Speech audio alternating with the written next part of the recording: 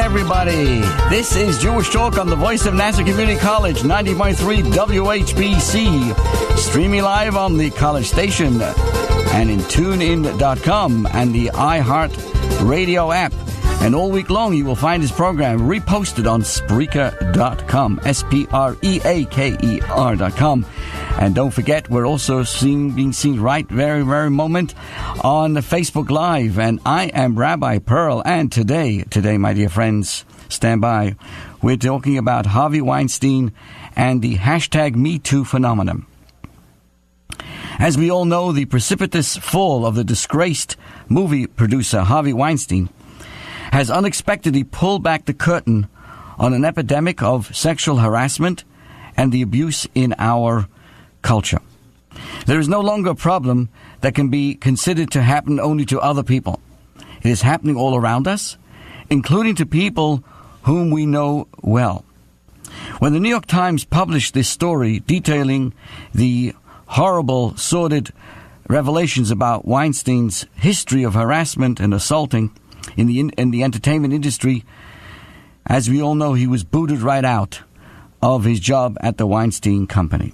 I want to pause and say hello to Gus Travis, who is good morning, shalom, and to Jill, good morning. And those who are watching us on Facebook Live can post a question or a thought on the subject, or just say hello. And to everybody out there in WHBC, it's a pleasure to have you, and we're discussing a very serious issue. As you know, this week a hashtag #MeToo ignited like wildfire on social media, and with women and also some men from all walks of life posting the phrase to declare that they had also experienced sexual harassment or abuse. And as of this moment, I believe several million people have posted this hashtag. Now, I must tell you that I personally was stunned by how many women I know who were posting on this hashtag, not in solidarity, but as a rising, painful chorus. The message was unmistakable, dear friends. The exploitation of women through harassment or worse has really been a silent epidemic. Hello to Jean.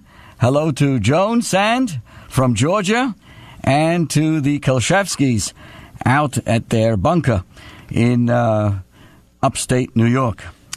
Let me tell you something. Society has failed in an epic fashion to teach proper respect for women and appropriate boundaries of how men should interact with women.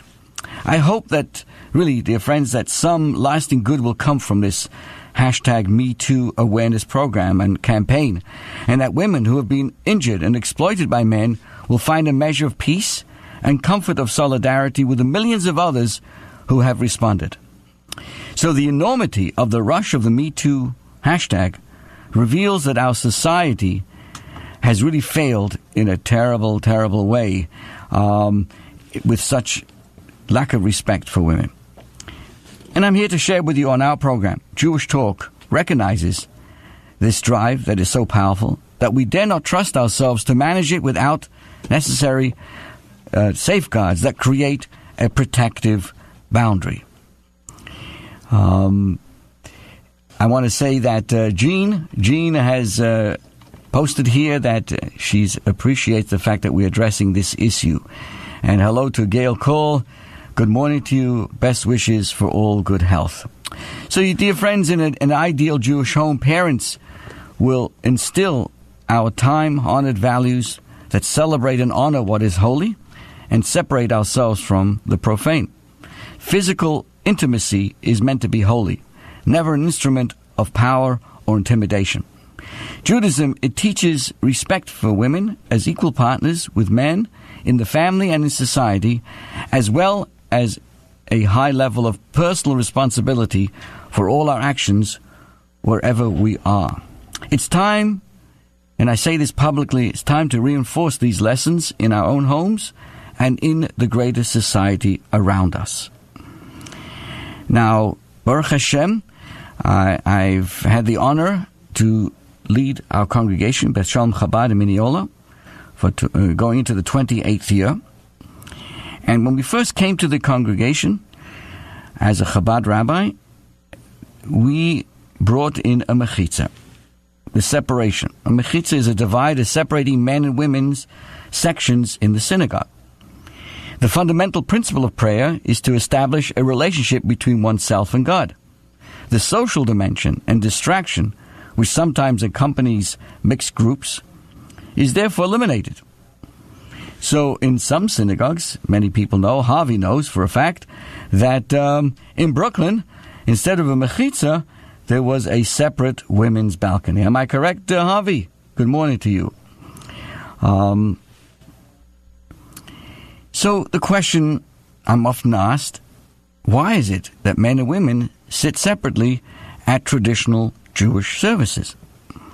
You see, all Jewish practices have simple reasons as well as deeper, more spiritual explanations. See, one of the obvious benefits of separate sitting in a synagogue is that it helps ensure that the main focus is on the prayers and not on the opposite gender. There's no question that we don't act the same in a mixed crowd as we do in a same gender one. There's nothing wrong with that. It is good and healthy that we are attracted to each other, but during prayers, we shouldn't be trying to impress anyone other than God. In addition to that, I share, a synagogue should be a welcoming and inclusive place. No one should ever be left out. And I want to explain, this actually happened in our shul. You see, many single people feel extremely uncomfortable at a function or an event in which everyone seems to be with a partner, except them. No one should ever feel that way at a synagogue. When men and women sit separately, there's no discrimination between singles and couples. There's always a chance for singles to mingle afterwards at our kiddush. But it goes deeper than that. Women and men are very different beings. Not only are we physically different, our thought processes, emotional states, and psychology are all different. This is because our souls are different. They come from complementary but opposite sources. The prayer experience is supposed to be an opportunity to be with your true self, to communicate with your soul, your neshama. Men and women need space from each other to help them become in tune to their higher selves. Ironically, it is by sitting separately in prayer that we are able to truly come together in other areas of our lives. Because it is only when both male and female spiritual energies are allowed to flourish that we're able as individuals to continue to become complete as individuals, families, and communities. And so recently we had the same issue when our son, Shneur Zalman, got married, Baruch Hashem, to his wonderful Kala. And the question was, why is it, Rabbi, men and women are not dancing? There's a petition. There's even a mechitza. There's a separation not only in your synagogue, but also at your children's weddings. So the men and women were not dancing together. And certainly for those who come to and have experienced a Hasidic wedding, know it's quite an experience. But again, the reason for the partition between men and women is the issue of modesty. You must have seen the energetic, happy dancing on both sides of the partition. Dancing together and even watching the dancing of someone of the opposite gender is not considered modest. This might sound somewhat strange in today's times, when there doesn't seem to be any barriers between men and women. But I think what is happening now with the Me Too phenomenon and what happened recently maybe is a wake-up call and maybe a time to rethink, and certainly in the areas that we're discussing. But the partition at their wedding and at the synagogue and other occasions really helps to preserve and safeguard a limited and therefore special connection between the genders. So if we preserve the space and the boundary between men and women, we can cherish our times of closeness all the more in the relationships where the closeness is permitted. In other words, a man is not permitted to see another woman dance, sing, or with arms or legs uncovered, will not become desensitized to woman's sensuality and appreciate and be attracted to his wife all the more without any kind of distractions. So, if anybody has a thought, a question about this, you're welcome to call us at 516-572-7440. That's our hotline directly to the station, 516-572-7440, or to post your thoughts on Facebook Live at Rabbi Pearl. And perhaps you can share with us what your thoughts are on this issue. Meanwhile, we had an interesting conversation in our synagogue. We get together once a month on Shabbos afternoon for Shalosh Shudas. This time we did it yesterday in honor of Rosh Chodesh, who was beginning the new month of Cheshvan. And the discussion was all about the olive branch. As you all know, the olive branch is a symbol of peace. And we do find the olive branch in the Bible. Long before the ancient Greeks used the olive branch as a symbol of peace and victory, the Bible, the Torah, recorded that the dove brought an olive branch to the ark as a message that the great flood had ended. Let me tell you what happened. Let's give you an update. Following the great flood, Noah dispatched birds from the ark to see if the water had receded. First he sent a raven, but it found no place to rest and came back to the ark. Then he sent a dove, but the bird returned as well. Then on the 301st day of the great flood, Noah sent a dove again. And the dove stayed away all day. And then the dove came back in the evening, and lo and behold, in her mouth was an olive leaf plucked off. And the Torah tells us, Noah knew that the waters were now abated, had gone down from the earth. And the question we discussed was, why an olive? For those who are trying to get through to us, we apologize. The phones are now available. 516-572-7440. 516-572-7440. And join our conversation on the very serious issue that we just presented here about the Me Too phenomenon and the horrible events that we've been reading about, and how myself heard and read about people I know, women who shared on the internet, on Facebook, about issues, inappropriate things that had been tried. So, but going now to the olives, why an olive? Some explain that the olive trees are very hardy and therefore able to withstand extreme conditions.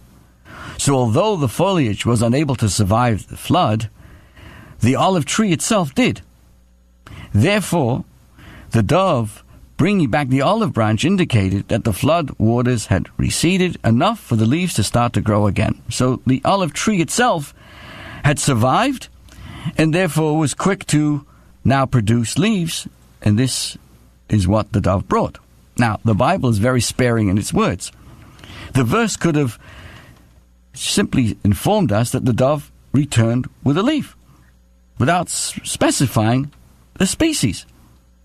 What is the deeper significance of the olive branch? And why do we need to know that the dove held it in her mouth? You see, this I didn't discuss last night in our synagogue, and I only came across this thought this morning. And now I'm thinking, why do we need to? We just simply could say the dove brought a leaf back and fartik. I'm not sure if the bird would have speaks Yiddish, but at least I guess what I'm trying to say is this story is for the birds. So again, why? What's the deepest significance if it was an olive branch and that the dove held this leaf in its mouth? So first of all, the foremost biblical commentator, known as Rashi, Rav Shlomo Yitzchaki, he quotes the following teaching from the Talmud. The dove said the following: "Better let my food be as bitter as an olive from the hands of God, and not as sweet as honey from the hands of flesh and blood." You hear that? I want to say thank you to Andrew Bader for joining us. Thank you so much, Andrew. You hear what the dove said? Better let my food be as bitter as an olive from the hands of God, and not as sweet as honey from the hands of flesh and blood. Now the Rebbe, the Lubavitcher Rebbe, explains, the olive branch teaches us that rather than placing our trust in the promises of the peace from man, we should place our trust in God. Even if in the moment it may seem to be bitter, ultimately it is this promise and covenant that